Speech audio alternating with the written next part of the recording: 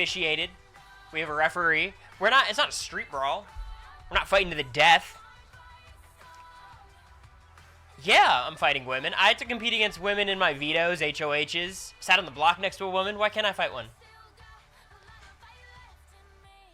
Guns out. Well, I wanted to give my opinion some credibility. Happy hump day. Thank you. Alright, well, hello, everybody. Hello! Welcome to stream. How is everyone? Is there anything going on the Big Brother Reddit these days? America and I just watched Glee, so that'll be uploaded today. But here's my thought, generally. There's a lot of Big Brother house guests who are bigger than me. It's true. There's a lot of Big Brother house guests who have more muscles. There's not very many Big Brother house guests who have been certified first-degree black belts by Grandmaster Lee. You guys don't know Grandmaster Lee? Well, you have to be a first-degree black belt to meet him. He signed my belt. Quinn had big news, girlfriend announcement. It's a huge deal. Huge deal. Happy for him. It's like watching my son grow up before my eyes. Literally, fuck off. 3 years older than me, by the way.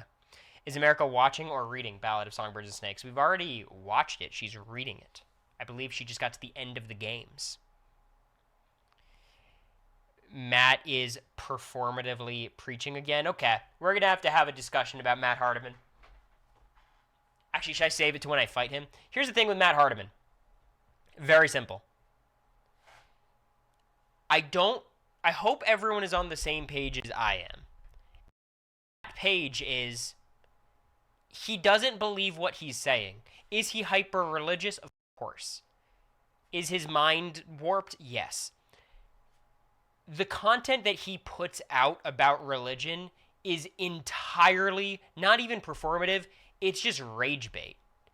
It is intentionally trying to get people to engage with him. And Quinn's been engaging a lot, and I think Quinn's having fun with it, so do whatever you enjoy. But, like, he wants you to be outraged by it. He doesn't actually believe that Halloween is sacrilegious. Yeah, his mind is broken, but, like, it's all just bullshit. So it's one of those things where, like, you want to just ignore him is probably the best approach. But ultimately, what he's doing is pretty harmless. I do think him and MJ, like, I don't know how to say it other than religiously subtweeting each other. Like, quoting God passive-aggressively at each other. That's pretty funny. But yeah, he's fine. I don't know. It's so transparent what he's doing. And every post he makes about, like, not masturbating and God wants you to do this and Halloween is all these things. It's all just fake. He doesn't care about any of it. Right? We all agree? Someone called it the Holy War. I think his mind is broken. That's why I think he believes this nonsense. I'm not saying he doesn't believe in Christianity. It's just like he is curating content to make people upset. And I think we should all view it through the lens of this person is just insane. Not like this person's evil. Like he is what he is. He's a content clout demon. He has been forever. And there's worse people out there, you know? He's using religion as a crux. I mean, it's just his little niche he's trying to do, you know? I'm not going to say I respect it. I think it's pretty pathetic. But, I mean, you know, whatever. I don't think there's got to be much more energy spent towards it. Like, and what's going to happen is he's just going to start, like, making more reactionary crazy shit if people start ignoring this stuff. I've met people who believe this kind of thing, but I don't know about him. Yeah, look.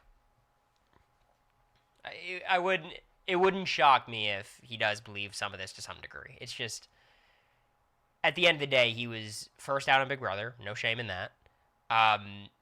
And from the second he was out of the house, he's done everything in his possibility to capitalize off of every ounce of notoriety from the show. So, like, I'm more inclined to believe that this is in line with that as opposed to, you know, his religious awakening coinciding with his breakup. Extending his 15 minutes. Hey, we're all trying. One way or another. How badly would Matt Hardiman beat Cory in a fight? I feel like it would be very un-Jesus of him to fight me. But let me thank Clayton for the 20 months, Kristen for the 23, Card Girl for the 23, and Heather for the 23. Hope you all are doing well. He thinks every thought he has is so smart and true that other people will benefit from it, but all of it's dumb and evil. Yeah, I don't even think it's that. I think he does think himself to be very smart, but I think someone else in the chat said it. Like, he did Angela was his bit for a year, and it got tired. Now he's doing this as a bit. We'll see what's next. I'm excited. He's creative. Not many people do it like him. Okay. Let's look at the Reddit, see if there's anything interesting. Unlikely, right? But we'll try it out. See if there's anything somewhat interesting. Before we dive into the real topic. Vince reveals the care package. For something. So, the photo that everybody signed, and I jumped. I already watched some of this. I know Turner edited it, which is pretty cool. But watch this in your own time. Good to see Vince out there. Hot take, BB15 is objectively one of the best seasons of the show. So I read this yesterday, and this pissed me off. Because okay. Y'all have seen Community, right? You can't say racism aside. Racism aside, BB15 was pretty great.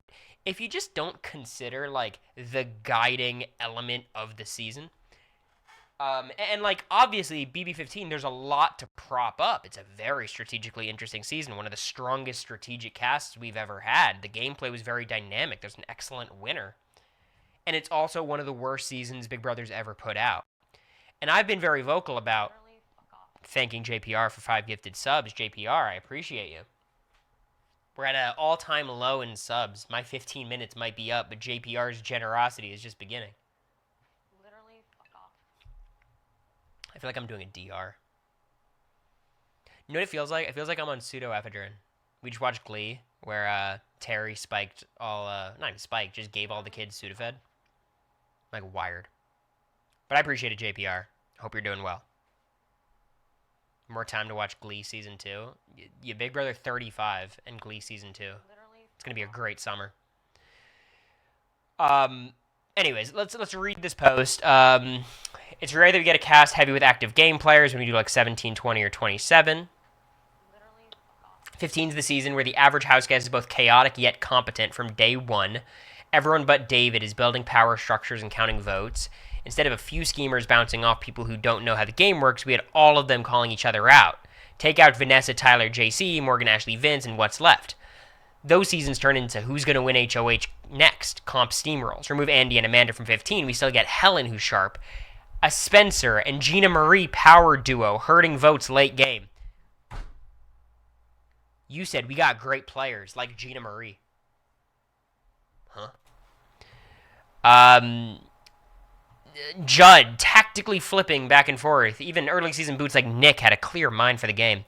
Andy's movements leading up to and through the second double eviction should be heralded like Dan's funeral was, the single most impressive winning game in my opinion.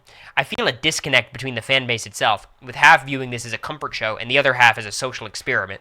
Nothing wrong with either. If you're someone who doesn't want to watch the degree of nastiness, that's perfectly fine. But it's wrong to write it off as a bottom tier season when I'd imagine most of you fans would actually enjoy it with all the drama.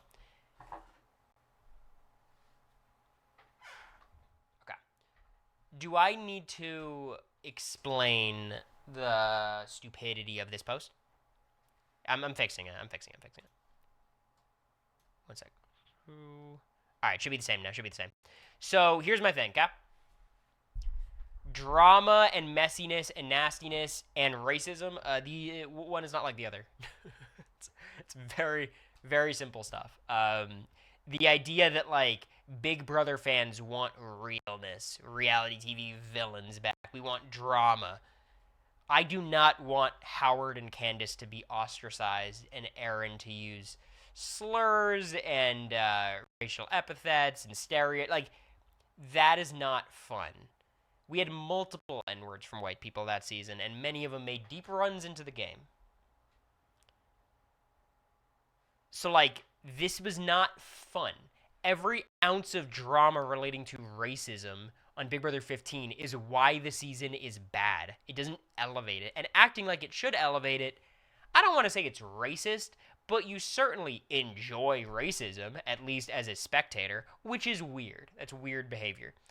I think that is like one important piece of it. And then the other part is when you talk about it being a social experiment, it is a social experiment, Big Brother. I think even to this day, that's what it is. It's not as, it's not like Big Brother 2, Big Brother 1. It's a different experiment. But when the result of the social experiment is racism, it's weird to enjoy watching it. If you want to say, look, this is a case study of what happens if you throw people into a house and it's very interesting and I want to write an essay about it, maybe I can argue there's like a scholarly intrigue and fascination to it all.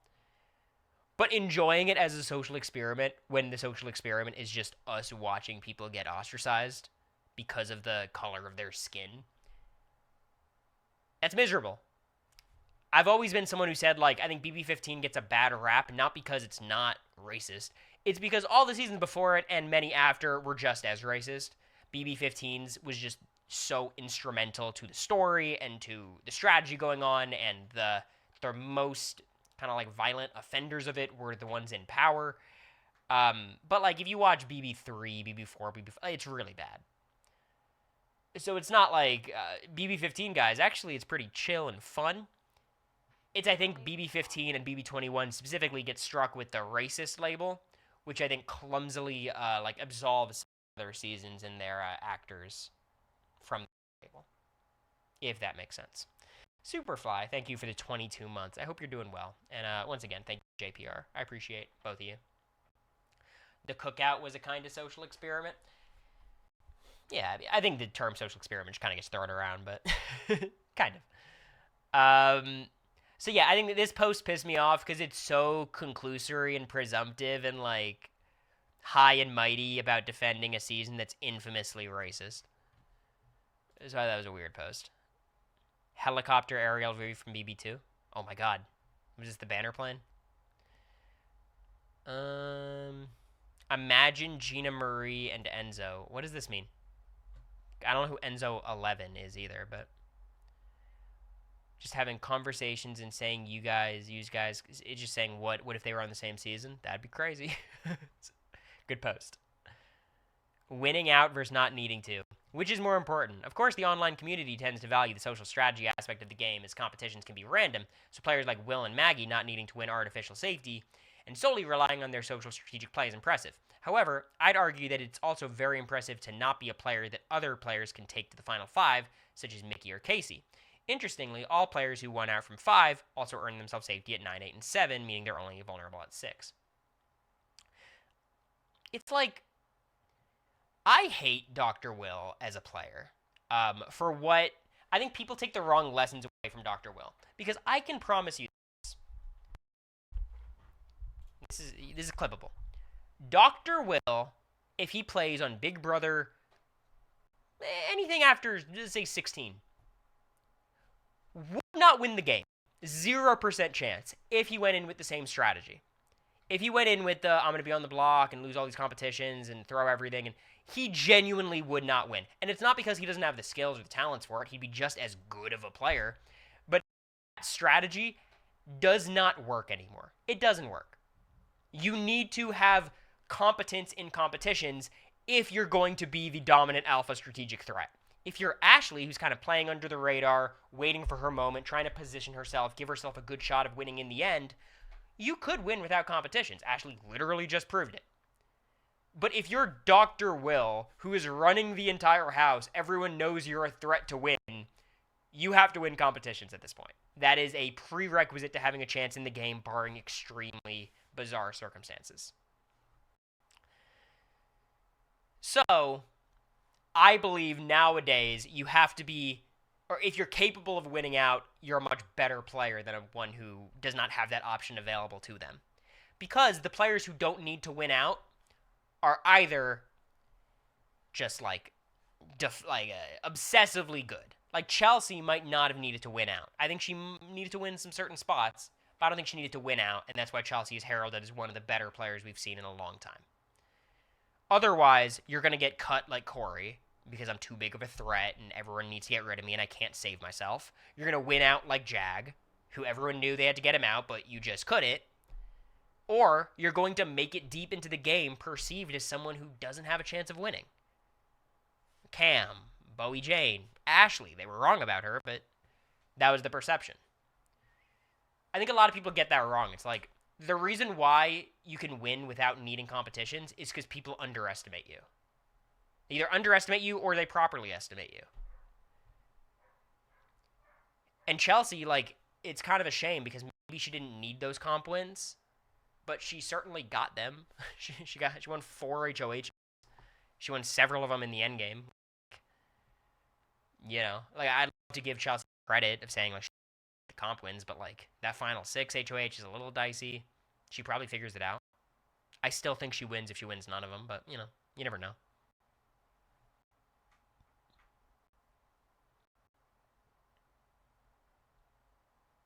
Ashley had to win final HOH is what? Yeah, exactly. Like, you got to win something. You're not going to be just brought to the end after winning nothing. I mean, Matt from our season, I guess, is a pretty good example of he did not need to win a single competition at any stage of the game, I don't think. And he, you know, he obviously wins that season a good amount of times. Maybe Matt's the last player to really, like, play very actively and get himself in a winning position. The comps he won truly didn't matter. So, you know, give him credit for that, I guess. Some of the comps he won, though, if he didn't win, like Felicia or Suri wins, and then it's kind of dicey. Is it more impressive to not have to win? I think it's most impressive if you're able to Dan Giesling, Dr. Will, even Chelsea, get your way to the end without winning. That's the most impressive thing. But I think simply winning the game and not winning competitions is not more impressive than winning the game and winning competitions. I don't think Ashley's win is more impressive than Jag's win, or who's another example? Jordan won a lot of competitions. Who's a player who didn't win a lot? Taylor won a few competitions. I don't think Taylor's win is more impressive than Casey's. Does that make sense? I'd obviously rank some of these players differently, right? Like, I think Ashley's a better player than Jag, at least played a better game. But, like, one path is not more impressive than the other. Like, Ashley benefited from having a very low target level that allowed her to survive a lot of rounds. Jag benefited from being able to win a ton of competitions to bail himself out of the bad position his target put him in. It's just, like, different strokes. I think Dan's game can easily work in the modern game. Dan's weird because I think his game is super not repeatable, but he did it twice, which is why he's the best player of all time. But, like, in general, I don't think Dan's playstyle is, like, super consistent. We've just seen it twice, and it's been awesome. And also, he was good at competitions, so I don't know what we're talking about. Like, Dan, I don't know if he's a comp beast, but he's probably right below that. He won a ton of shit. Kind of because he made it to the end game both times, but... How do you tell which competition you need to stay in the game and which ones can be thrown? It's hard. It's all about the perception of you. Ashley had the privilege of not needing to win because people perceived her as a lesser player than she was. Which, you know, it's by design. That's what she was trying to do, so give her credit. But in general, you just shouldn't throw competitions if you have any uncertainty. Ashley was trying to win everything, and winning it would have helped her out. Like, ultimately, she was in a situation that relied on winning Final 3 HOH against 2 people who were historically better competitors than her. Like, it was not a foolproof plan at all. But she clutched it out. Dan struggled in 14, but he was good in BB10 for comps. I mean, it's tough. He was competing against Frank and Ian. Those are 2 of the better competitors in BB history. Is Morgan the closest to Dan's game in the modern era? I need you to elaborate, Katie, because I don't even see a single comparison. At all. like I'm trying to even fathom what the connection between the 2 could be. I mean, the thing about Dan is Dan played from, like, the bottom for the most part. And, like, always worked his way up and made big moves, right? Like, the social manipulations from Morgan and Dan, I don't think you can compare them. I don't think they're even in this. No, I don't think Morgan is very manipulative. Really, she's very persistent and she's very active and she has a good strategic mind. But I don't think she like manipulates anyone really. She kind of brute forces her strategic ideas. I was kind of going off Morgan, telling people what to do. Yeah, no, I don't think there's a comparison there at all. Who's the player that played the most like Dan? I mean, Cody played like a Derek game. I think Tyler. It has to be Tyler. And even still, like Tyler played from the top basically the entire time, but I think his play style, and like playing very fluidly and having different groups and blindsiding people, I think Tyler's fits a lot more. Anybody after BB22? After 22, I mean probably not. I played like a terrible version of Dan's game where I was on the bottom and worked my way to the top. The problem is, by the time BB10 was over, we had 11 people left in our house. Chelsea kind of had Dan's game too. I think Chelsea's more in the Derek and Cody archetype of like running the house from the top down.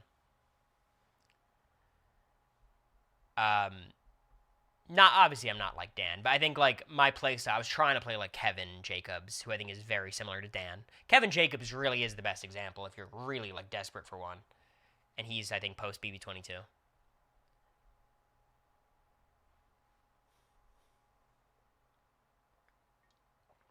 JPR. All right, let's keep going. How do the different eras rank from best to worst? I mean, so the eras are what? Season 2 through 7, 8 through 15, 16 through 22, and 23 to present. I think 2 through 7 is the best. I think 23 through 27 is the second best. Then I'd go 8 through 14, and then 16 through 22 is the worst, for sure. I mean, I like 20, 18, and 17 a lot. But 8 through 14, like 8 and 9 are kind of 10's great, 11. No, I think 16 through 22 is better than 8 through 14. Because really, 8 through 14 just has 10 and 14. Everything else is bad. Are you watching Canadian Traders? No. No, I'm not. No spoilers from here, don't worry. BB25 was a really weird season to be able to play like anyone. I mean, BB25... I think the Suri and Jared thing just like I think 9 times out of 10 Suri or Jared win. Or like at least someone on their side in the end game wins. So I think it's pretty admirable that like that didn't happen on our season. Maybe Heisem wins sometimes because it's just comps, right?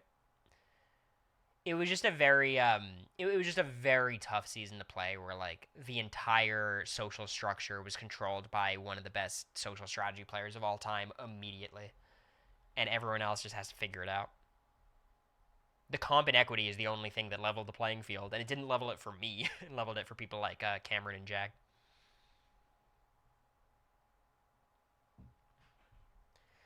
Okay. So I think I would go the first era is the best, 2 through 7. Then I would go 23 through 27. Then I would go 16 through 22, and then 8 through 14. BB fun fact: every season that has a premiere with a returning player, where not all of them get to be a house guest, the house guest never returned. Okay. I did look at Kelly's AMA. I thought it was very fun. I have a lot of respect for Kelly. Obviously, she was not the most beloved house guest, but, you know, I found her very charming and fun postseason, so hopefully she sticks around. Ian and Tiffany. Ian is such a funny casting choice because, like, I love Ian. I don't know why he's getting cast on shows. Really, like, he's just a dude now. He's, like, a really smart dude. But, like, every other person who gets cast on, like, The Traitors is such a massive character. But Ian's, like... In 14, to be fair, he was a big-ass character. I guess 22 just kind of was the death of every character in Big Brother history. Like, no one was fun. But I'm rooting for him. I love Ian. I think he is one of my biggest inspirations as a player. We played very different games. I don't think the highest of his winning game.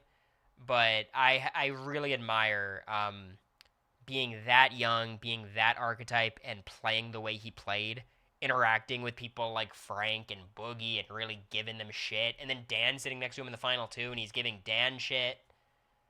Like, I mentioned that a lot in my pregame interviews, being like, this little dude who was yelling at the big guys in the house.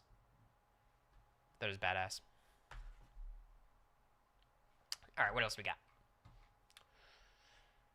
What season's the most overrated? All-Stars is a terrible answer. Most overrated season? I think 14. It's got to be 14, right? 14's good. I just think it is like propped up by two amazing moments, and then there's so much dry season. Like the pre-jury's pretty brutal. And like after the funeral and before the final four, it's kind of boring. BB8. I just don't know how highly people think of BB8, but I agree it's not a great season. BB12. BB12's weird. Where like it's one of the best casts ever with a very boring game. So 26. Yeah, I mean for me it's actually 26 because 26 people like top 10, top 5. I think it's bottom 10. So I think actually it's BB 26 for me.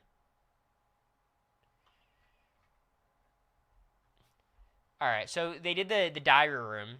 Fun fact, potentially you'll be seeing me on the diary room in the coming weeks. Who could say, though? And Taryn, if you don't know what that is, the diary room is hosted by Matt Ligori and Amon Adwin, RHAP contributors, and they got their own Patreon. And they're doing a bracket matching up every Big Brother house guest, BB, Celebrity BB, Big Brother Canada, all of it, BB OTT. And it's just one-on-one matchups. It's a big bracket. They talk about who's the better player. Eventually, they'll whittle it down to one player. Right now, we're still in round 1. They've been going for like a year. Super cool project. Anyways, Taryn was a guest, and the matchup was Vinny Panaro versus Howie Gordon. Hurricane Howie. And Taryn voted that Howie was the better player. And it's like, dude, come on. DD. Come on. Vince is better than Howie. It's not close. Yes, we just experienced all of Vince's mistakes like 5 minutes ago, so it feels very fresh. If Howie played yesterday, we would think Howie's a terrible player, because he's a terrible player. He's a great personality, great casting, one of my favorite people I've met in the community. But come on. People are like, oh, Vince was so self-destructive. He made so many mistakes. I'm like, Howie won one HOH, and it's like the most infamously terrible HOH in the Big Brother franchise that ended up handing the other side of the house the win. Like, and at the end of the day, Vince got to the end game with some win equity. Vince's skills, and I understand, like, I think what Taryn basically argued was Vince doesn't have a chance to win any season of Big Brother because the way he plays is so inherently self-destructive and, like, it's a losing game. And I still think it's better than Howie. Because Vince is better at competitions by a lot. He still knows the game a lot better. And at the end of the day, like, he makes it further in the season when he's viewed as a bigger threat. You think Howie's going to be some big jury threat when he gets to the end? Like, I just don't.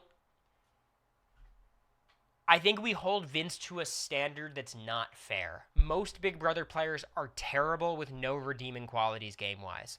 Vince, you could argue, is terrible with a lot of redeeming qualities, which is what makes him frustrating. But he's still so much better than so many players, like a majority of players. I don't know if he's the type that can learn from his mistakes. It feels very, like, hardwired. Like, who he is what we see on the show. But Vince has, like, a toolkit. And that toolkit by itself makes him better than most players. So, I thought that was a kind of a ridiculous opinion. But it's a fun opinion for Taryn to have. That's the whole point of the podcast, is just to have stupid matchups like this. What if Morgan was evicted instead of Riley? I think we did this last time. If Morgan's evicted instead of Riley, I think Keanu might win. I think it could be Keanu. I think Keanu wins. I think it's Keanu or Vince. Because I think it's just kind of rough for Rachel's side. It obviously changes White Lotus. A lot of it changes. I don't think Riley would have won. Like, when you're that well positioned, like a Zach or a Riley, and the house flips on you just like pre-jury, Riley was self-destructive. He was going to lose himself the game at some point, whether it's at the White Locust, whether it's at the Final Four, whether it's him allowing Catherine to win at the Final Two. Lauren could win too. I think Lauren actually is probably a good call. I think Lauren would be my bet. But y'all get what I'm saying? Like, if you're a guy like Zach who's going to not use the power to save himself and then get evicted as the best positioned player in the house, you're always going to find a way to get yourself evicted. And I feel the same way about Riley. He's so actively bad at the strategic component of the game. I don't care how good his positioning was. His positioning was perfect the week before he got evicted. And he got evicted. His positioning was arguably perfect the week he got evicted. And he got evicted. I don't think he had a shot. All right. Let's do the tier list. Here's the tiers. I'll zoom in a bit for you guys. So we got unanimous beatdown. That means I win in flying colors. Or with flying colors. Decisive victory speaks for itself. Close Cory W. It's a play on words because it's a Cory win and a corywurtenberger. Draw. Valiant defeat. Fought my heart out, but things just didn't go my way.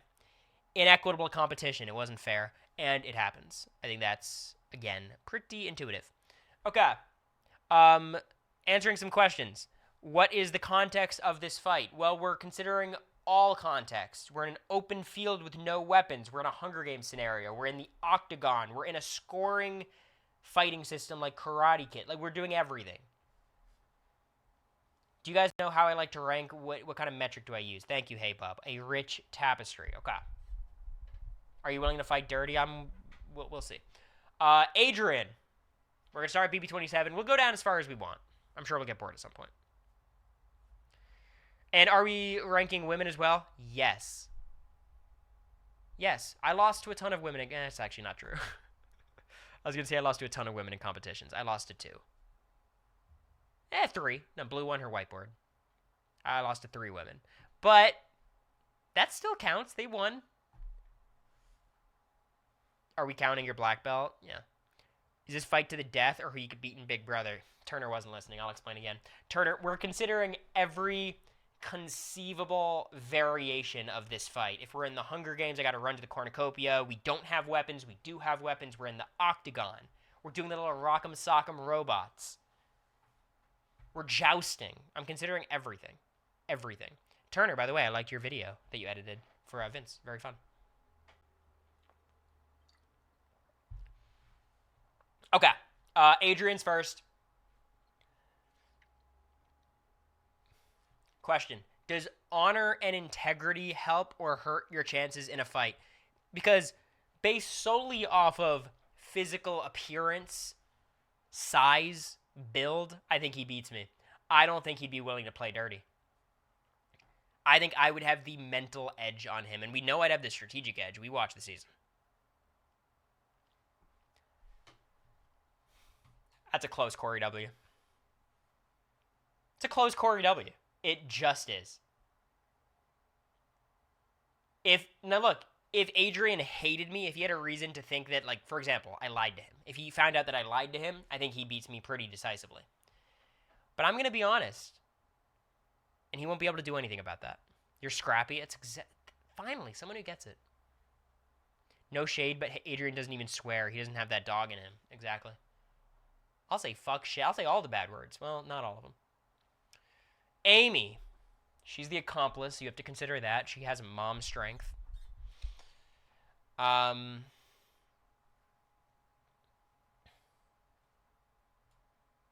think it's a decisive victory. I wouldn't say, like, unanimous beatdown, but I think it's a decisive victory. I didn't see anything to make me think that Amy would be good in a fight.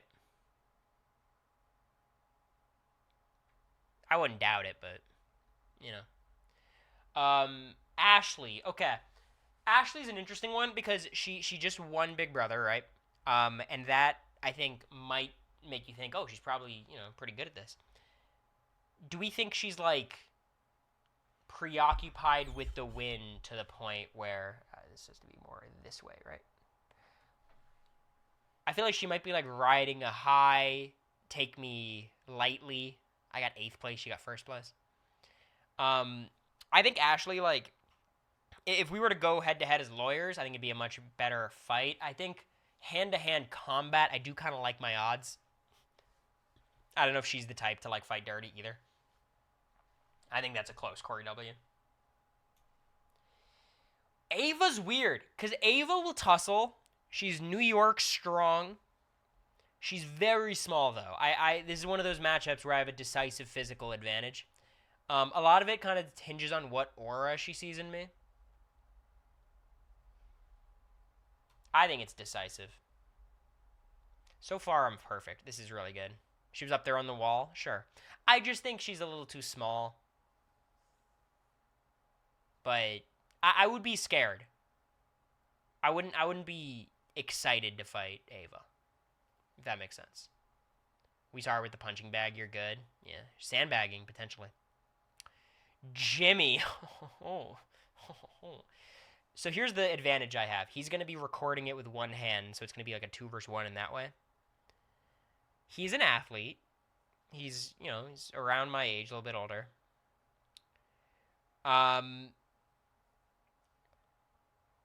I think we're fighting to a draw.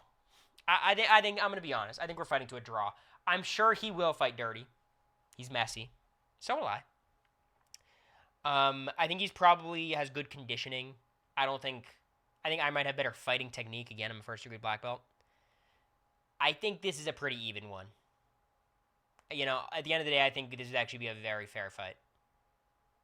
I'd definitely bet on myself, but I think it's closer to draw than a Cory W.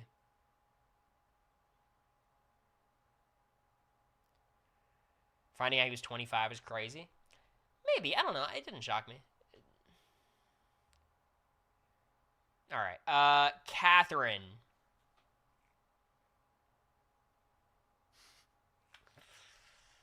Yeah, I think that's a draw. I think Catherine's probably pretty good. I don't know. I don't really have much reason to like back this up. Maybe a close Cory W. I feel like Catherine would be a pretty good fighter. Valiant defeat. No, I think it's a draw. I think she's gritty. She was really good on the wall. Sneaky. I think she would play dirty too. Goes for the jewels. Yeah. I'd be worried about Catherine. I think I would have a physical edge slightly, but I think she'd have a good shot. Keanu. Here's the thing about Keanu. He's a lovable guy. Sweet guy. Don't know if he'd play dirty. I don't know if I think he would feel bad about like punching me too hard. But if it was a veto up for grabs. Am I fighting Keanu? Because if I was fighting Casey playing for Keanu, it's a different conversation. I think Keanu would rip you in half, buddy. Where's Turner? Let's rank Turner.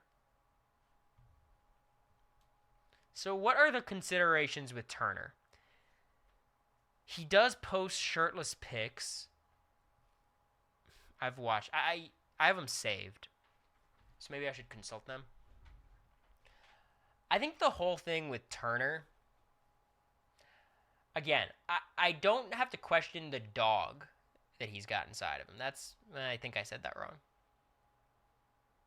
I think I said that wrong. He's in such good shape now. Yeah, but like... Not that good shape. Not like Cory good shape. I would rip you in half, unfortunately, and I say that with love. I guess we'll find out. New Year's, Turner. Bring your dukes. I think it's a fair matchup. He has grabbable hair, too. I don't know that. I also think, well, America versus Megan, like, obviously I don't want to see them fight, but I think America would definitely jump in to fight with me. America, I think, would agree with me if she's still here. You're really trying to use my girlfriend as evidence that you'd beaten me in a fight? Turner, every fucking competition you won was like hand-based. You won the finger-based competitions. I don't want to hear about, oh, he won a lot of shit. He was a very competitive guy. Anytime it was actually any physicality, Taylor, Joseph, Kyle, not really Joseph, Monty. If it was a finger fight, if we were doing a thumb war, perhaps, I'd be very concerned. Fortunately, this is probably something that requires a little bit more vigor. You know what I mean? This ad is killing me. Mods, time him out. He doesn't get to see this. Turner in ad jail. He's asking for a gifted sub. Don't give it to him. Anyways, Keanu. I'm going to say inequitable competition because I don't think Keanu's insane. He wouldn't kill me. He wouldn't kill me, but he would beat my ass. He'd beat me until the ref said, okay, it's over, Keanu. Back up. Mike, thank you for gifting a sub to Turner and vehemently disregarding my request to not gift him a sub. Oh, damn. Kelly? I mean, this could be up here and this could be here. I don't know what to do with Kelly. What I was saying, Turner, and I'll say it again, is you only win finger-based competitions. Anything that requires use of your delicate, dainty little fingers, I am worried, I'll be honest. A closed fist, I like my chances. So I'll see you at New Year's. Kelly's scrappy. I'm worried about Kelly. Kelly bite. I think Kelly gets into valiant defeat. I don't know about Kelly. Kelly feels like a scary one. I don't know. I think Kelly's one of those where, like, physically I do have the advantage, and I think I lose. I think she actually has the mental edge over me. She'll bite your face off, something like that, right? I don't want to fight Kelly. Lauren, I'm sorry. And this is not because of Lauren's physique. I think Lauren is probably more athletic than me. I can't imagine Lauren throwing a punch. I just can't. Absolutely not. She'd be too scared? Yeah, she'd punch me once and apologize. So, shout out to Lauren. I'd have no mercy. But Mickey, the Mictator. Yeah, she'd fight. She'd fight for sure. I think it's here. I think my physical advantages help here. She probably has a good right hook. But I think I could fight to a draw. I probably have better conditioning. Just a little bit. I don't know. She's been pretty fit. Morgan.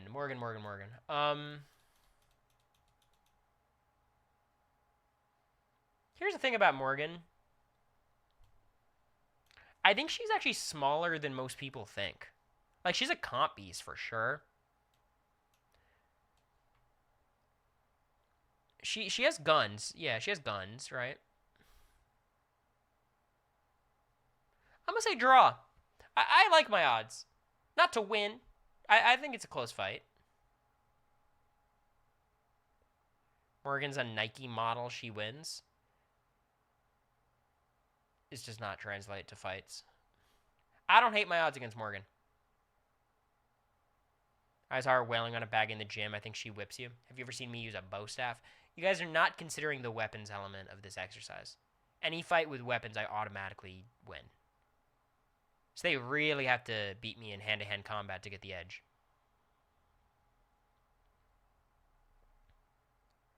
You said no weapons. I said we're considering every single feasible possible scenario, Katie.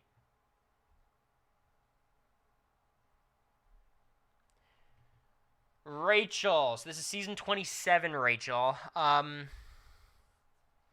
Yeah, I mean she'd be a serious competitor. I'm gonna give her the respect of a draw. Nah, I'll give her I don't know. She has Brendan's backup? Absolutely not. America. Yes. Me versus Rachel, season 27.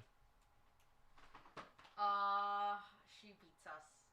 Both of us. What do you mean us? Oh, I thought... Are we tag teaming? You said you, me, and Rachel. No. Yes, you did. I didn't mean to. Okay, you or Rachel, or she beats you. You really think you help the equation that much? I don't. That's why I said she beats us.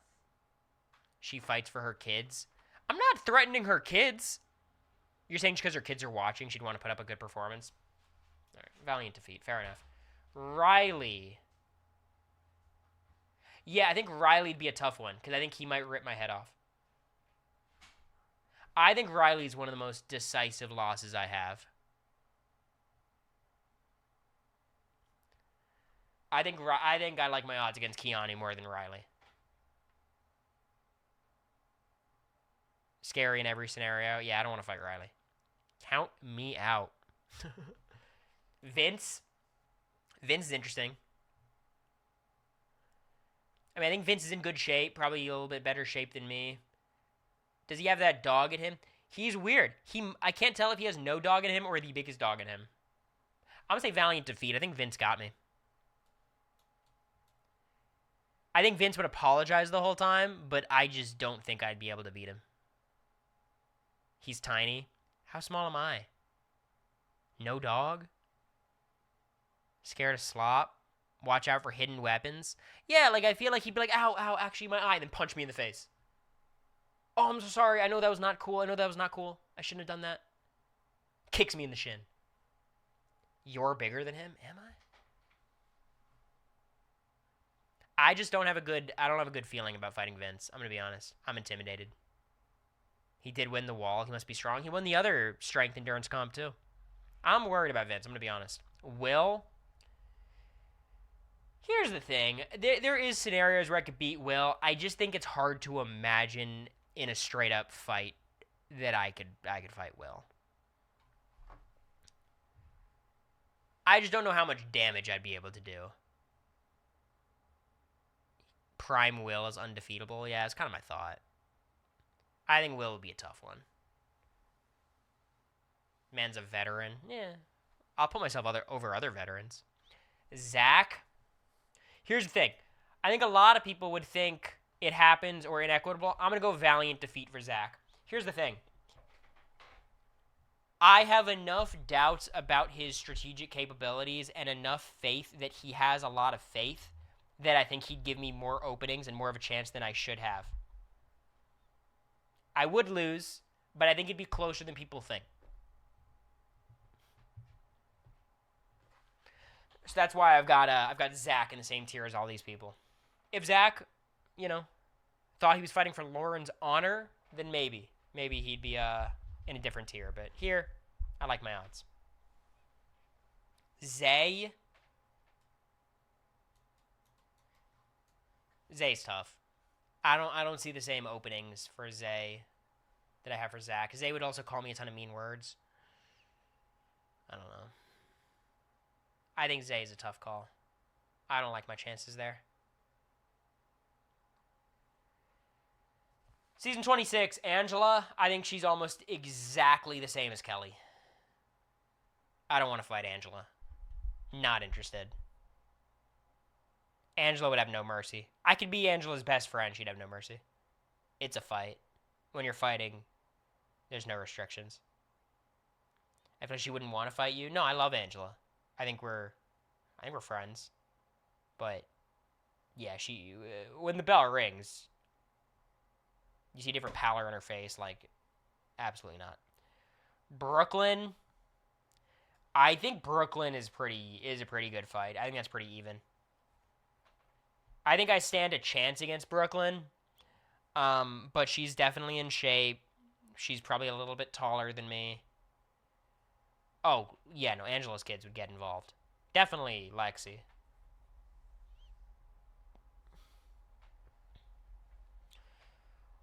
So, yeah, I think Brooklyn would be close. Cam. So, Cam's interesting, right?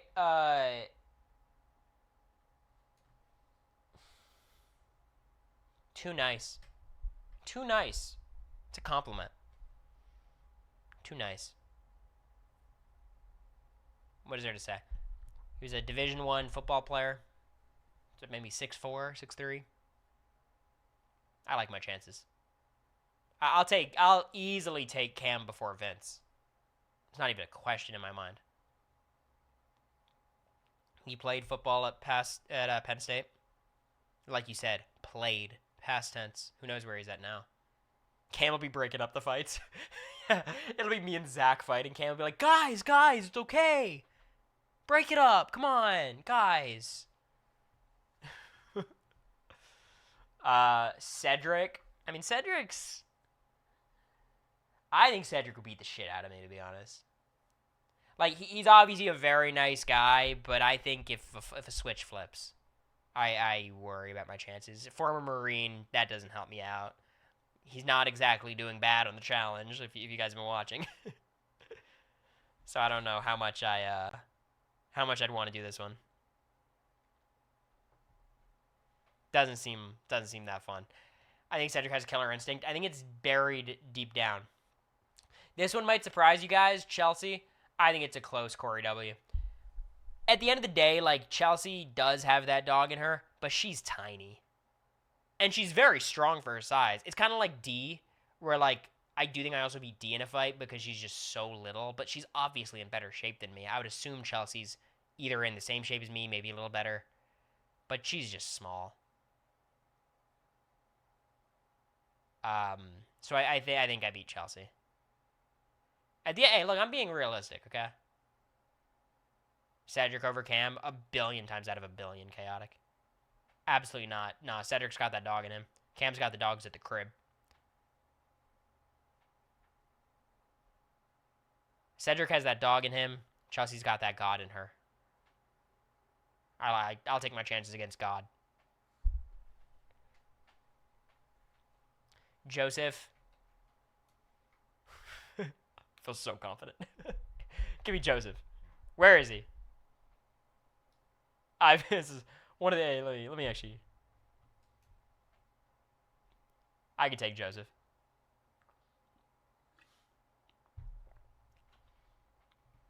Sweet Kenny K.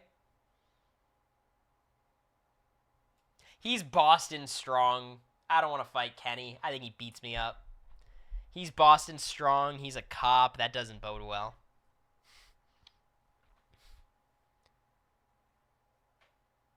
Police training. That means nothing to me. I was going to make a crazy joke. I'm going to make a joke. This is not towards Kenny. I'm sure he's a great guy. Seems like you couldn't hurt a fly. I was going to say, like, body cam on or off. That changes the fight. It's a police brutality joke. The police are corrupt. It's a systemic problem. But I didn't want to make it sound like Kenny turns off his body cam and beats up people. I don't think he does that.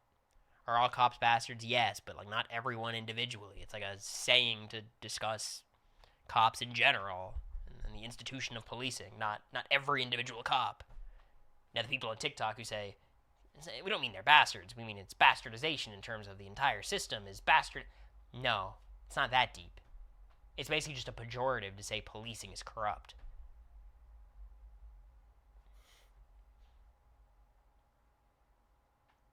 He was DEA? Damn. I'm fighting Hank. Alright, Chemo.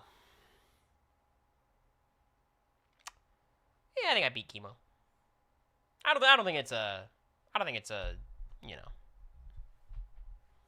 beat down or anything. I think it's a fine fight, but I think I got the slight edge on Chemo. Just slight. I think I got the slight edge over all of Frenzy. I'm warning you guys. I think Frenzy, that alliance, not built for fights. Chemo gonna win in a sing-off. I'll give him that, 100%. Leah, I think I beat Leah. I don't think it's a beatdown either, but I think I have the physical tools over her, and I don't think she has like much of fighting experience. I like my chances there. Even Tucker, we'll get there. Oh boy, this is Kelly and Angela to the next level. There's not a chance in hell I beat Lisa in a fight. We're just gonna do the new era, by the way. We'll end at 23. Nah, Lisa. I think Lisa has a chance of beating everyone in her tier. Lisa will fight dirty. No, Lisa scares me. Because I think the thing about Kelly is, like, there's something of a facade there. Angela, too. Angela is who she is, but, like, I think there's a little bit of, like, she likes being Angela. I think Lisa is just herself. The Lisa-Angela celebrity boxing match would be legendary, though. Will you be able to beat yourself? Is this like a Scott Pilgrim reference? Because if it is, it's funny. But yeah, we'll get there. MJ. Man, that's a fucking beatdown, isn't it? MJ would beat the shit out of me. She's so tall. She's tall, and she has that dog in her. Yeah, I'm good. Yeah, keep me out of that one. That's a rough one. Matt Hardiman. Matt's weird because he is insane, right? And that helps him out. I don't think religion would be enough to have him pull his punches. I don't think he's pulling any punches. Yeah, I think I lose to Matt pretty bad. Did you see Quinn's reel today? He sent it to us last night to review. I was already asleep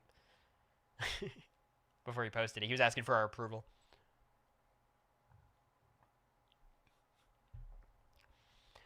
Quinn, it's a close Corey W.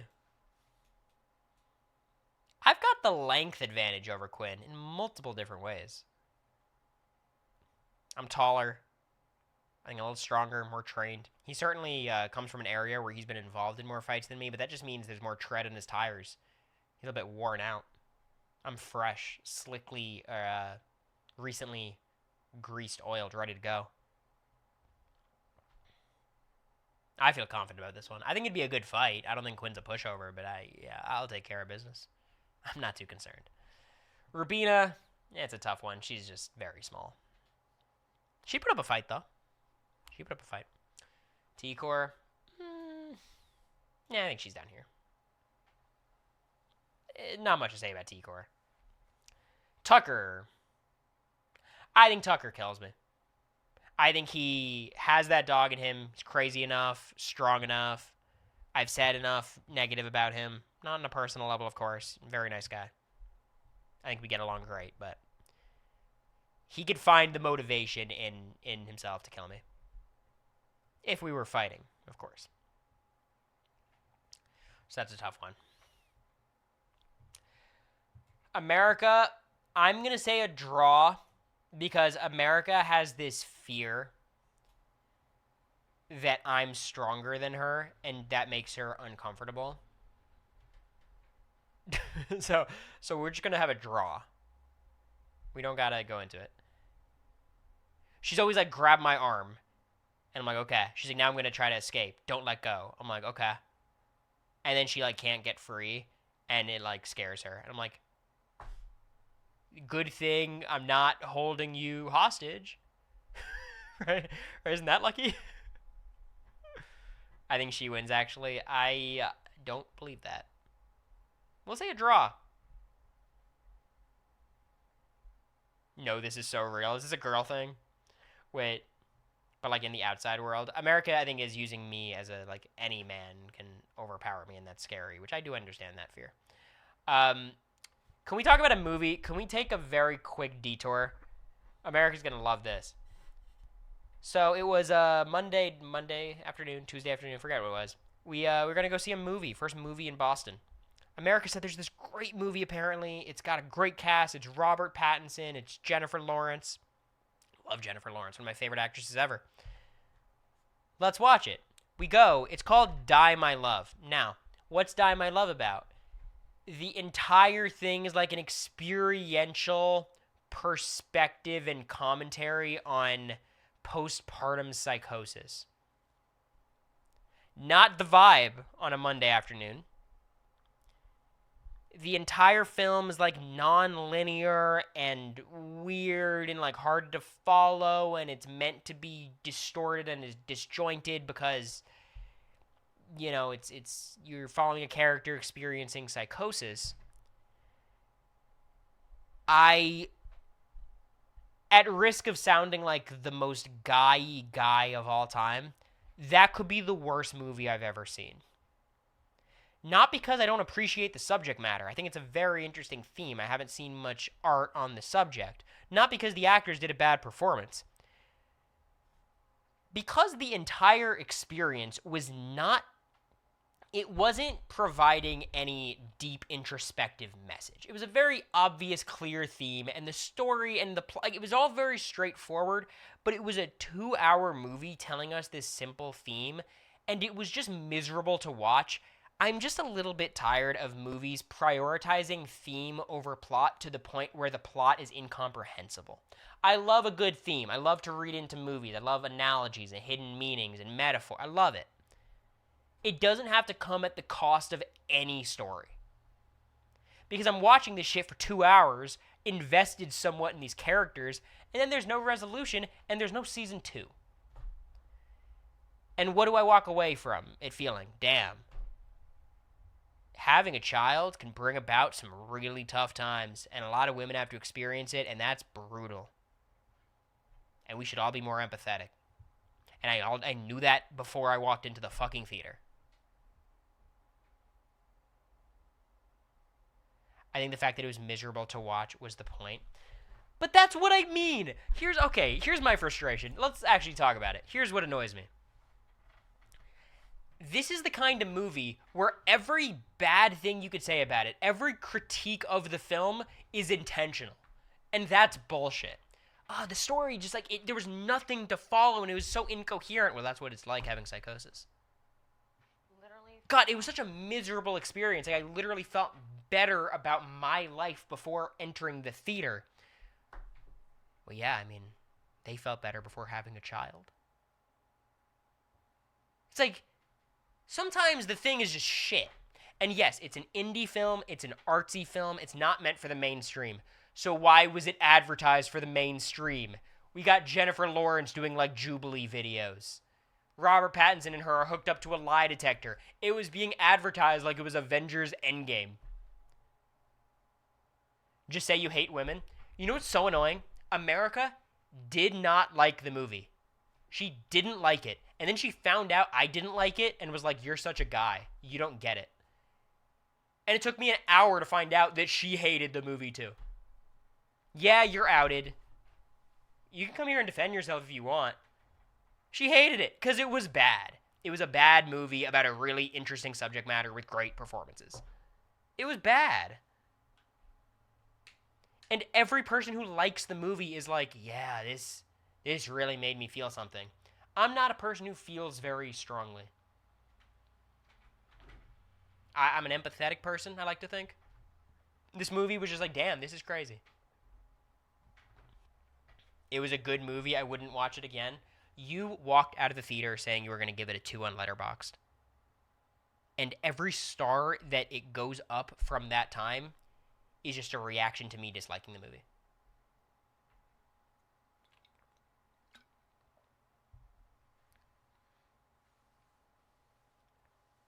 Yeah, just watch the movie. It was bad. Die My Lover, Sierra Burgess. Because again, Die My Love I'm supposed to take seriously in like a real movie. Sierra Burgess is like fun. That's just terrible. Is she allowed to change her mind? Yeah, she is. That's true. Okay. That's my Die My Love piss party. Hated that. Terrible movie. And everyone assumes I hated the movie because I can't be empathetic to a woman's struggles. That's my middle name. Cory, empathetic to a woman's struggles, Wurtenberger. And I still hated that shit. That's why you all love me on the feeds. I was like the not sexist one. But I guess every good thing has to come to an end. So, anyways. Blue, I think this is the most even fight I have on the entire board. I'd be interested in fighting Blue in like an octagon. I think it'd be very fair.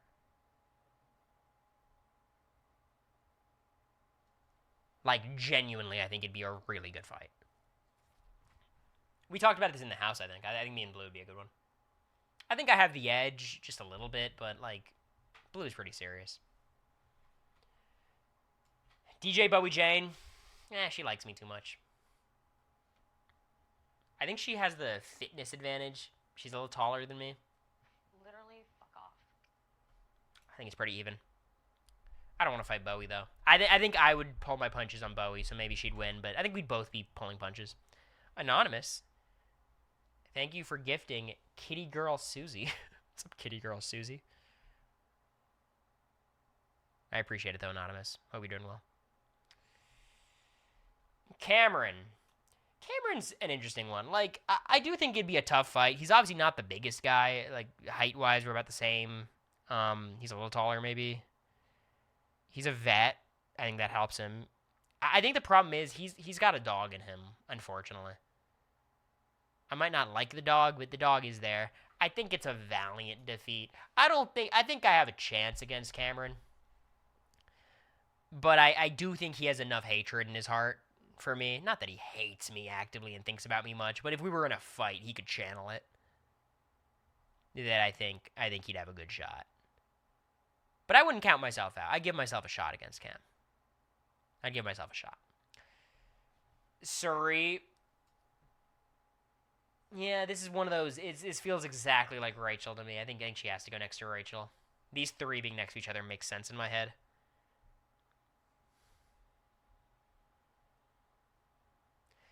I think Suri would, if I asked Suri this question, she'd say, Cory, I grew up in Jersey. And I would say, okay. She'd be like, Jersey. And I'm like, okay. So, would I fight myself? I think I lose to myself on a daily basis. Felicia! I think it's a draw. I think Felicia has the same thing as Angela, Rachel, and Suri, but she's just shorter. And I think that goes in my favor. She's obviously in her mid-60s as well, so I'd like to think I would have a good shot. But, you know, she definitely, again, military experience. She's a cop. She has night vision. She's good at tiebreakers. There's a lot of risks here. Heisem, I think it's inequitable competition. I don't think it happens because I think Heisem likes me. I think he's a nice enough person to not kill me. But he would whoop my ass. Like, it wouldn't be close. I think in terms of, like, pound-for-pound strength, I might choose him over every Houseguest in history. But I think in a fight, I don't know if he's got, like, the dog in him. He's got a dog in him, but I just don't think he'd kill me. And I think Riley and Tucker would. Izzy, it's the easiest draw of my life. It's just a draw. I think it's similar to Blue. Like, that'd be a very interesting fight. I'd be down to see it. Jag. He's too nice. He wouldn't fight.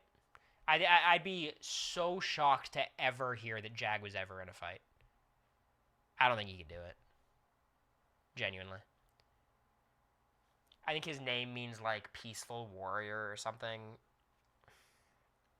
It's something to that effect. Like, no way. I'm sorry.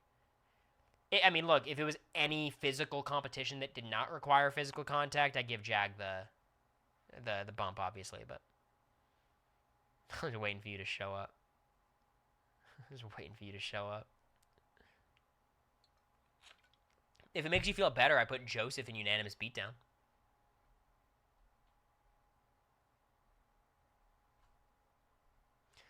I would love to see... You should do this stream, Quinn, if you haven't done it already. Live react to my video. We already talked about your video, Quinn. We had a whole Matt Hardiman segment to the stream. You might have to go back in the VOD. I'm in draw at least. No, I think you put up a good fight, Quinn. I just think you get out-lengthed. I'm taller than you, longer than you. Some would say girthier than you. I think it's just a tough matchup for you. I think you beat a lot of other people, though.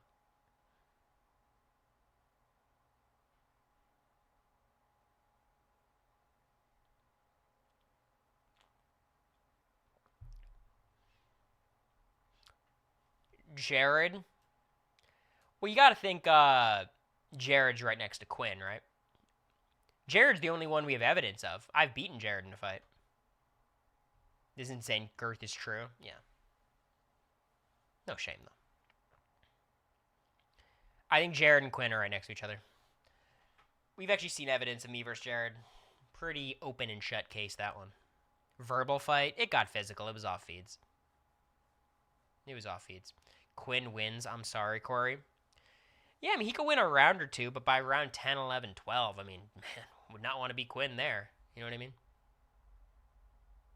Amy would kick your ass, bro. I think Amy's got mom strength, which I might be underestimating. It's possible. But I think I got her. Kirsten.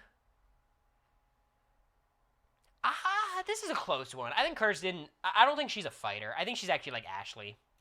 Like, Kirsten you'd think would be better, but I don't think she's, like, super physical and, like, athletic in that way. She's strong. She's in shape. I think I like my odds against Kirsten.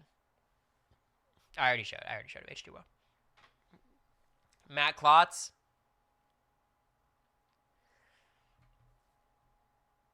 Man, I think I'm dead. Like, he's either here or here. It's just, like...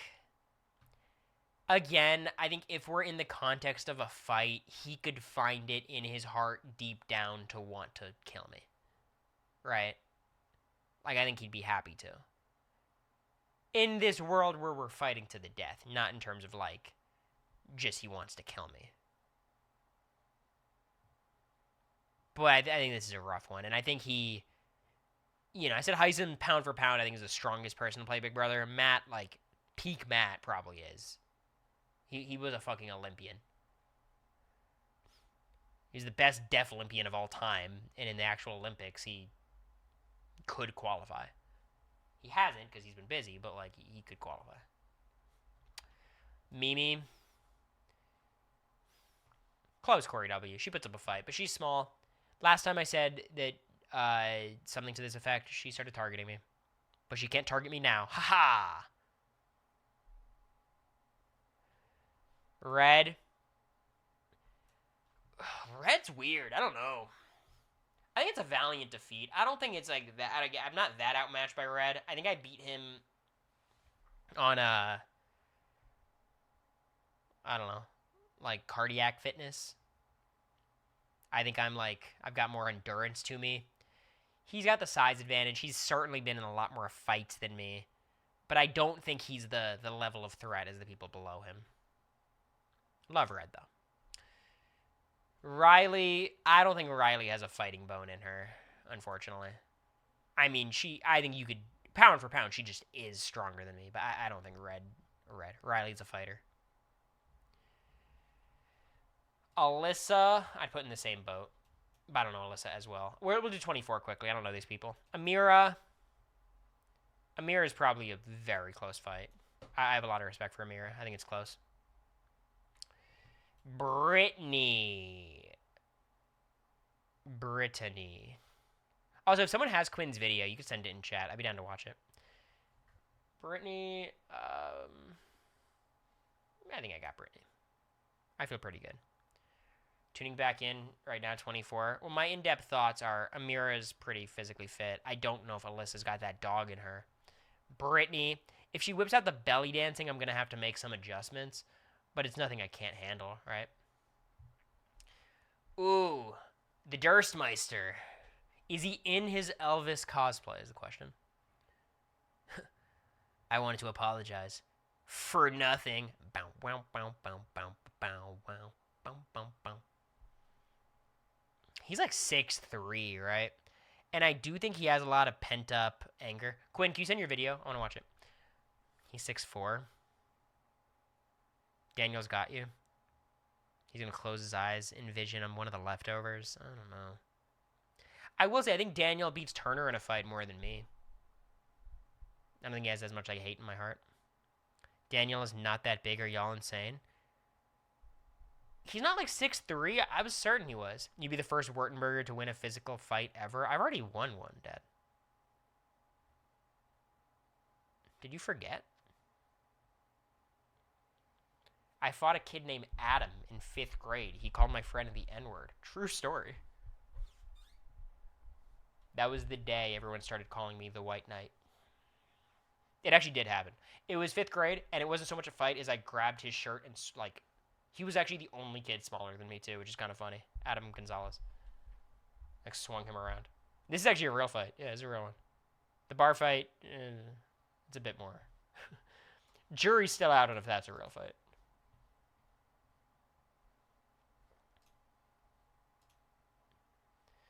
All right, let's see it.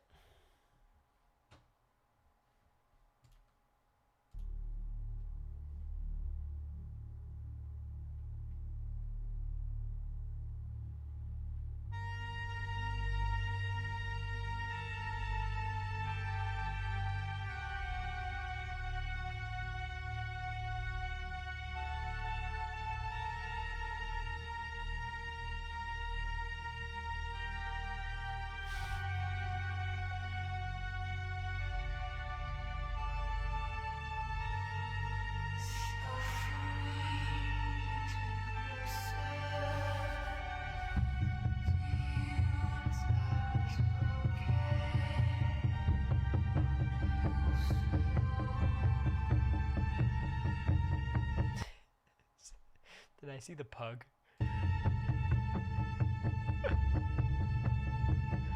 The pug's like, what the fuck is he doing?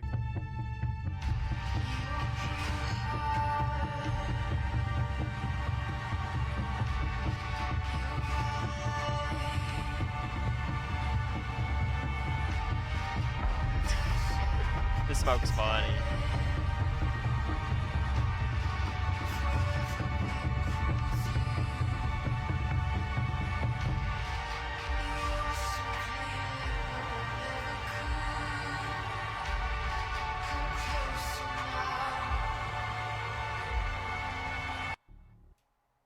Well done, Quinn. True cinema. Better than every episode of Big Brother Unlocked combined.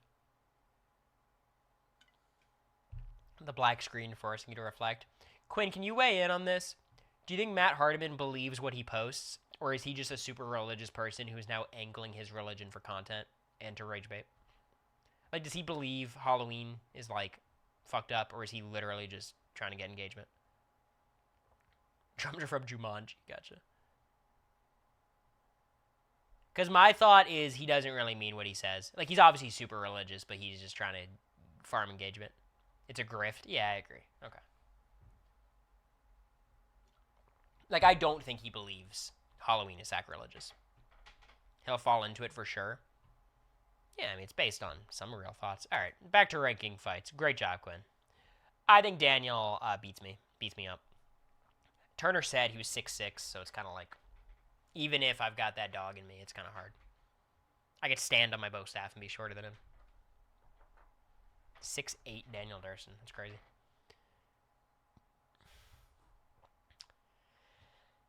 Indy. Yeah, close W. Jasmine. Does she have the boot on or no, is the question. I think it's a draw. I don't want to fight Jasmine. I don't like my chances. I think I've got a good shot. I think I'm the betting favorite, but like everyone who put money on me would be sweating. You know what I mean? There's not going to be a comforting moment in that fight. Mr. Abden. Okay, so here's the thing. Joseph is obviously in my physical wheelhouse. We're cut from the same cloth. He's too nice, but the thing is, he would certainly fight me if, like, it was in defense of his friends. So he could get there. Like, I've seen the dog in him. He's gotten close to fights for me, which makes me think he'd be capable of fighting me. I think it's just an inequitable competition. I think Joseph beats the shit out of me. He's not going to kill me. Too nice of a guy. But he could get there. I've seen him have the capacity to get there. I'm 99% sure Keanu could take Riley, Tucker, and Matt. Yeah, maybe some of them, but that's not the exercise. The exercise is me fighting them. Keanu wouldn't kill me. Riley would. Like, Riley's, you know. If it came down to it and Riley was trying to kill Keanu, I think Keanu would lock in. But Kyle, here's the thing. This is actually truth, too. I think I have a better shot of beating Kyle in a physical fight than a TikTok battle. And it's not even close. Like, a physical fight, he beats me. A TikTok battle, I think it's like an actual obliteration. There's not even a speck of Cory left. When I talked to Bowie about it, because I asked Bowie about battles, and I was just kind of curious to learn more about it. I think she was battling yesterday. I saw her. I was on her live. And I mentioned Kyle, and she was like, whoa, Kyle's a big deal. I was like, damn. But I do think Kyle does not have that dog in him, so I'll say valiant defeat instead of anything worse. Michael Bruner, I mean, we know he's got that dog in him. He's got a huge height advantage. I'm probably in better, like, strength shape than him, maybe. But I think he has the edge. He has too much of a height advantage, I think. And I've just seen him as a competitor. I don't want to go against that. Monty, I would wear my Monty shirt. We'd be matching, so that might help me out. Yeah, I think it's a rough one for me. I don't know if I can fight Monty. Apparently, he's a little shorter than Daniel. But still, I think he'd have his way with me. I think I said that wrong. Nicole, she's a cop, so again, we have to ask the body cam questions. Or was a cop, I guess. I've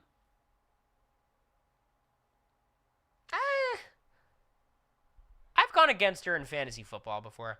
And obviously it's not comparable to a physical fight, but like,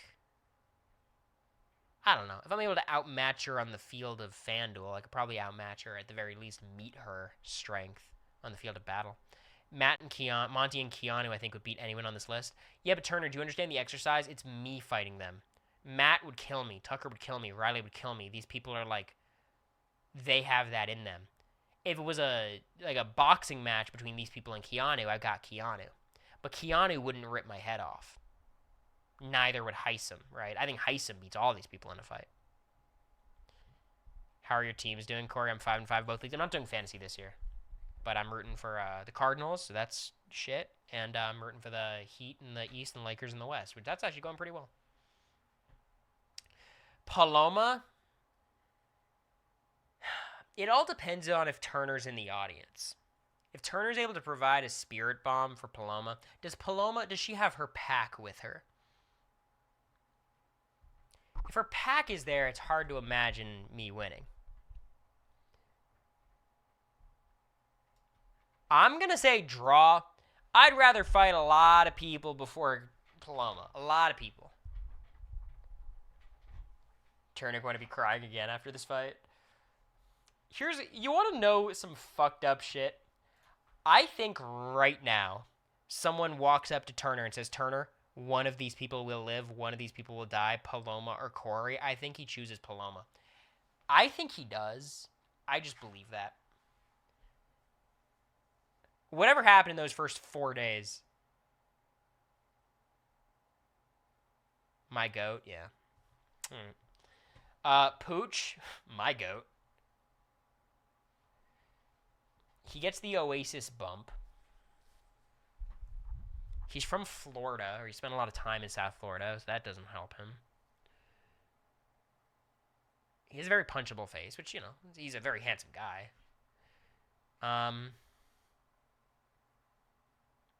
I think it's a draw. I don't know. I got confidence. Honestly, there is a certain, if you're that bad of a player, I just feel like I have some edge over you, even though I understand Big Brother strategy does not always translate to, you know, fisticuffs, but I think in this case it does.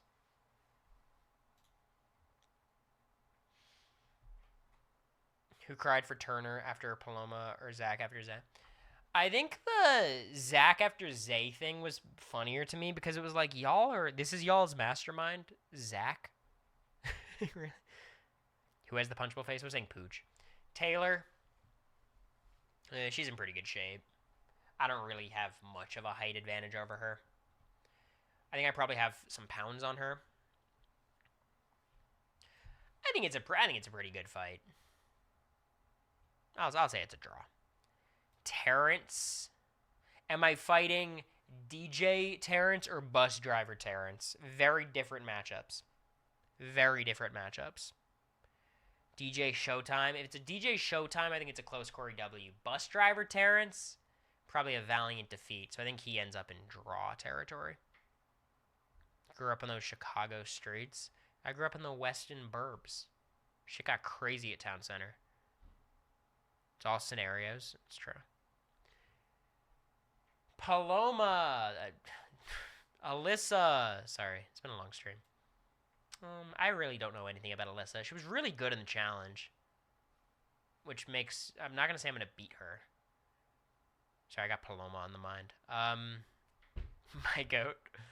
I think it's a valiant... No. I'll say it's a draw. My goat. I'll say it's a draw.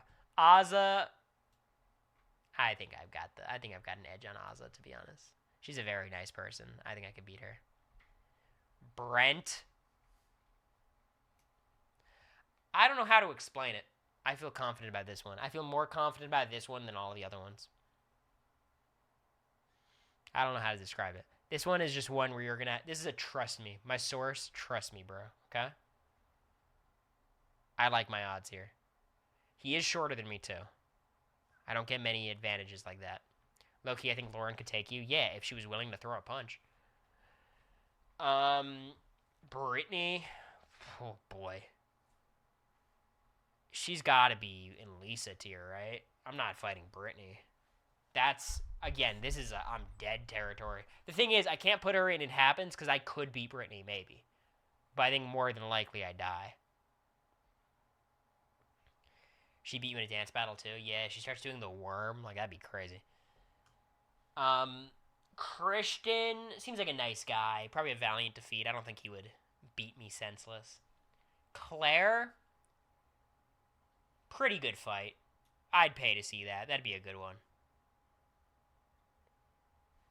Big D. I mean, he's got it in his DNA.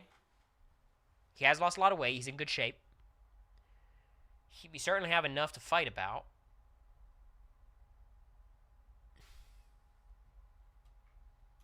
Valiant defeat. I think Big D's got me.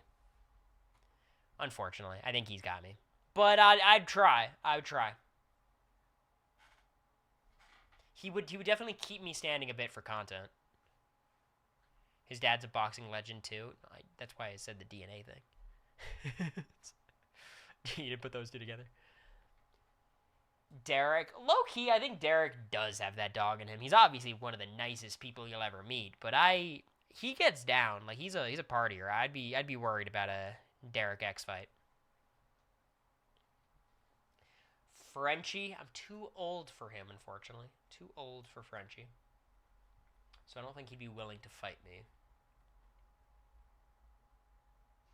Probably would be a competent fighter. Hannah. Give me a close Cory W. I think I have a bit of a height advantage on her. Bit of a size advantage. I don't have any reason to think she's like a brilliant fighter. Neither am I, but just a slight edge. That's all I'm asking. That's all I'm claiming, rather. Kyland, that's one of the most obvious it happens of my life. Kyland fits in this tier. I like Kyland. We get along. I don't know if I call him a friend, but, you know, we just, whenever we hang out, it's a good time. He would kill me.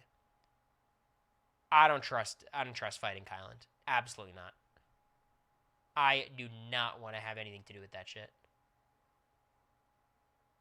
So. Sarah Beth, too nice. Too nice. I'm sorry, Sarah Beth. Too nice. Tiffany.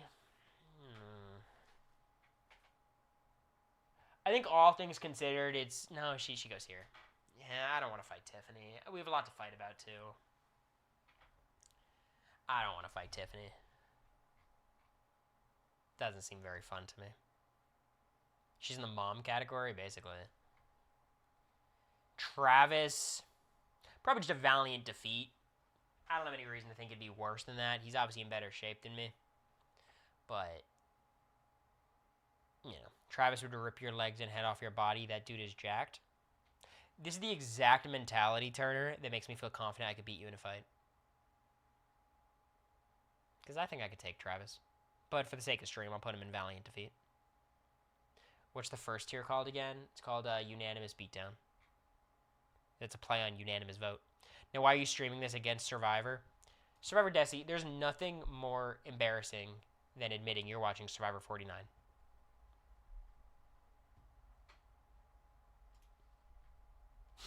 Whitney. I'll be honest, I don't know a single thing about Whitney. Not one detail. I claim to be a Big Brother superfan. I don't know who she is. Literally, fuck off. I'm sure she's nice, though.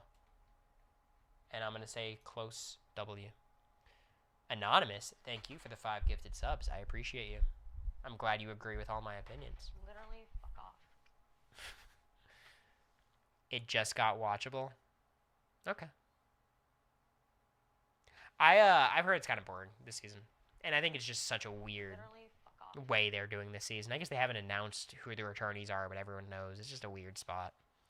And people feel confident about who the winner is. Like, I don't know.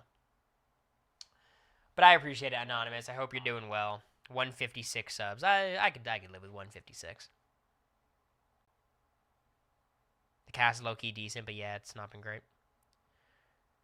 Cory also misses hot people on Survivor. Yeah, I want hot villains.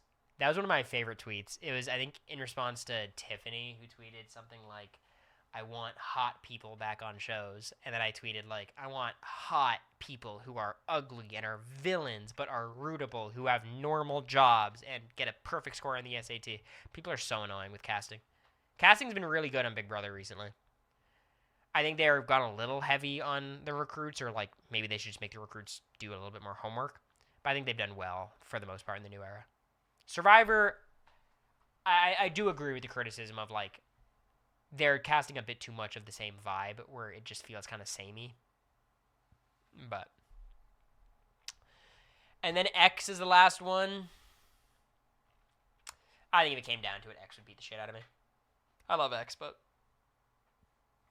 don't love my odds there. Okay, let's count it up. 1, 2, 3, 4, 5, 6, 7, 8, 9, 10, 11, 12, 13, 14, 15, 16, 17, 18, 19, 20, 21, 22, 23, 4, 5, 6, 7. All right, so we have 26 that I beat. Oh, this looks like more than 26. 4, 6, 7, 8, 9, 10, 11, 12, 13, 14, 15, 16, 17, 18, 19, 20, 21, 22, 23, 24, 25, 26, 27, 28, 29, 30, 31, 32. So it's about half and half. I lose to a little bit more than I beat. Fair enough. I saw a clip of Poe and Yang and Matt Rogers going off on Survivor / Jeff about how bad the show is these days, and he should say it. I think sometimes people forget how bad Survivor was before the new era. Like 37 hit. Before that, we had 35, 34, 35, 36, then 38, and 39. Like that was a dark era of Survivor, and then it got back. Like 40 was fun, even if it was like a weird season. 41 people didn't like, but then 42 was fun. 3 kind of mixed. 4, 5, 6, 7 was a really I did it. I'm clip farming, but there was a lot of good seasons in a row. It's just the same season over and over again. Yeah, no, I get that feeling. I'm clip farming. Oh no. No. So sad. Anyways, that'll do it. Fun stream. I don't know. I feel so much energy. I feel like it is a good one. All right. 45 to 48 were all bangers. I thought people hated 48. And 44, y'all are not going to gaslight me. You guys liked 44. People love 44. They hate it now, and I get it. 44 was a popular season at the time. So 44 through 47, I think, was kind of hits by most people's standards. Glee rewatch tonight? Yeah, we already filmed it. I just got to upload it. It'll literally be probably within the hour. We talked about that, Katie, but they are like an hour-long episodes. I forgot Glee was that long. In my head, it's 30 minutes. But we might do that in the future. Maybe. I don't want to promise anything. All right. Thanks for hanging out, y'all. Is anyone live? Is Quinn up there?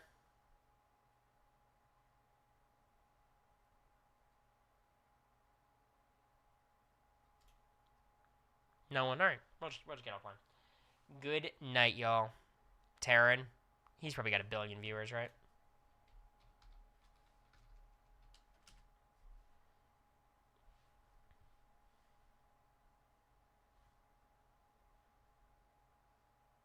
Yeah. All right. I'm going to get offline. Appreciate you guys.